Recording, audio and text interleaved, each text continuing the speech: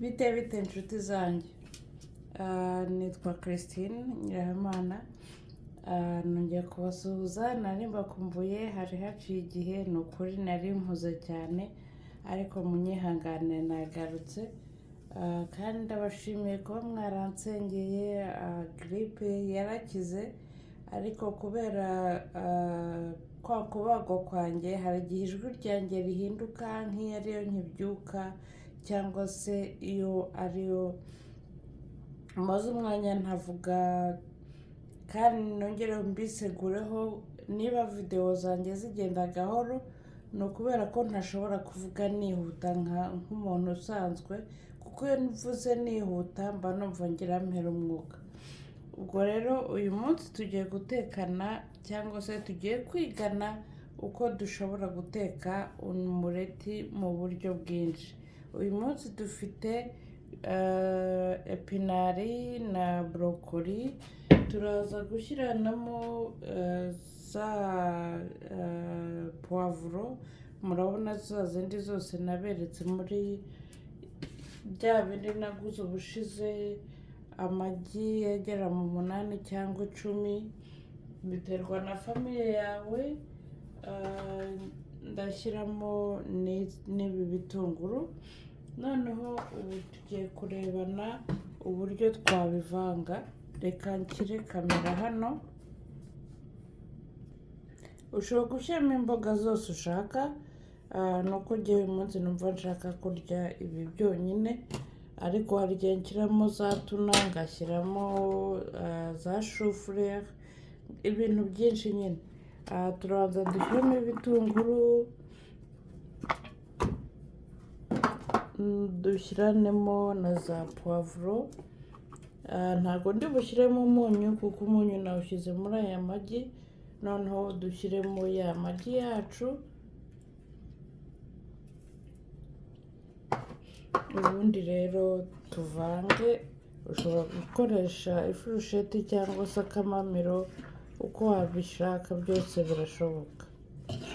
Kanongere mbashimire byimazeyo ukuntu mukora subscribe. My goodness, buri munsi iyo mbyutse nsanga hari subscribe nshyashya yaje, ukuntu muri amavidewo yanjye kandi muba mwaguze amayinite.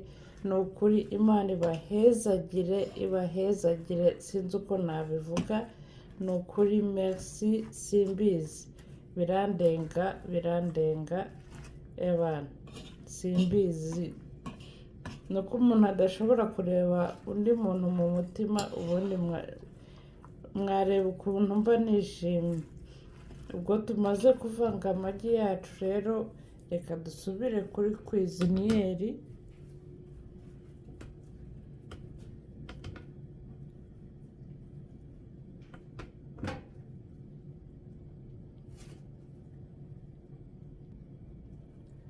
Amavuta turi bukoreshe ni aya kanora oyiri.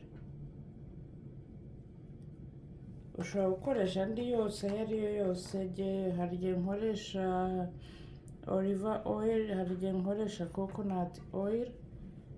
Hari umuntu wambaje ati ariko se ayo mavuta yose murya ntabatera indwara? Reka gusubize inshuti yanjye, biterwa n'ubwinshi washyizemo. Iyo ushyizemo menshi ashobora kugutera indwara, ariko byose biterwa na mezire wakoresheje. Njye sinkunda kurya amavuta y'ubwoko bumwe, niyo mpamvu ubona buri gihe mba nahinduye amavuta yanjye. Ntabwo ari uko biterwa kurwara kenshi na kenshi, ni uko uba utiyitayeho bikwiriye, cyangwa se iyo utetse ugatekesha amavuta menshi nabwo agutera indwara.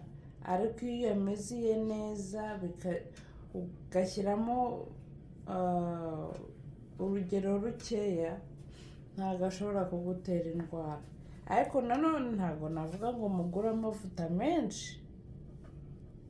Ibyiza utabishoboye wakoresha ayo ufite, ubishoboye wahindura. Byose birashoboka, ntimugire ngo ni ukubirataho kabisa. Mujye mumbabarira, ni ugusubiza amakomantere abantu baba bambwiye, kandi niba agiye Imana inshoboje nyine nkagura ubwoko bwinshi, ntabwo ari ukubirata ko mfite ibintu byinshi, ni ukubereka ko udafite aya ushobora gukoresha aya, byose birashoboka. Ubu rero tugiye gushyiramo za mvange zacu, niko nazita.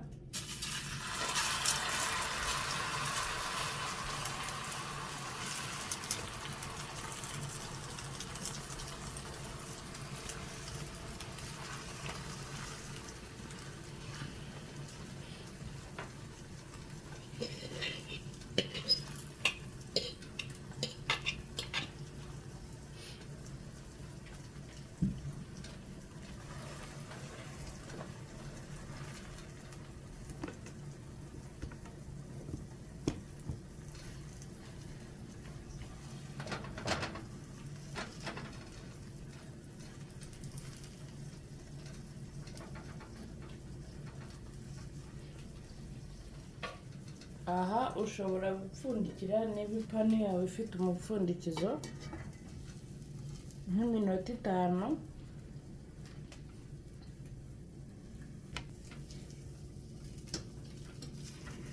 Nyuma y'iminota 5 unyuzaho ifoke hano ku ruhande cyangwa 3, biterwa nuko idakwizineri yawe cyangwa se imbabura yawe cyangwa se gaze, byose uko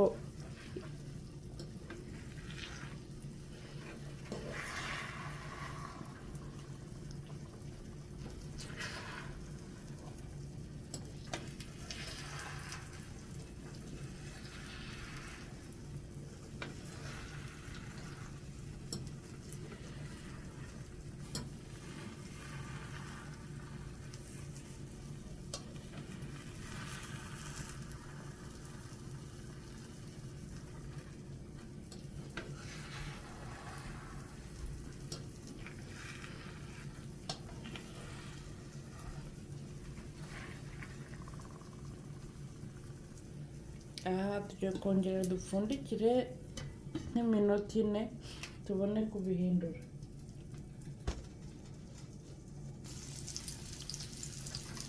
Ubu noneho tugiye guhindura umureti wacu, ariko turabikora hejuru ya kwiziniyeri, kubera ko harimo amavuta. Tubishyize hejuru ya kwiziniyeri dushobora kotsa inzu.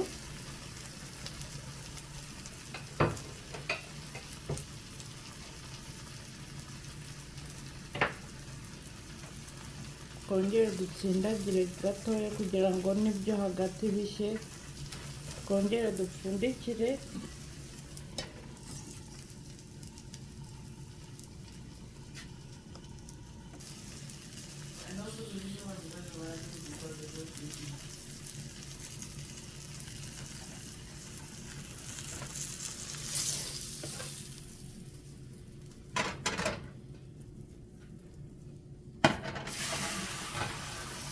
This is the last one.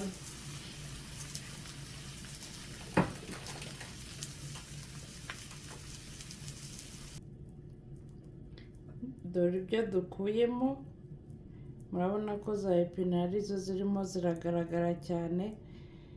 Ubwo rero iyi niyo video nari mbafitiye. Ni ukuri ndabakunda, umwami arabakunda.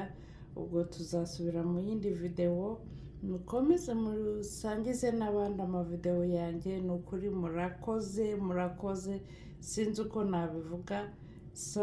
Christine Nyahimana, bye for now.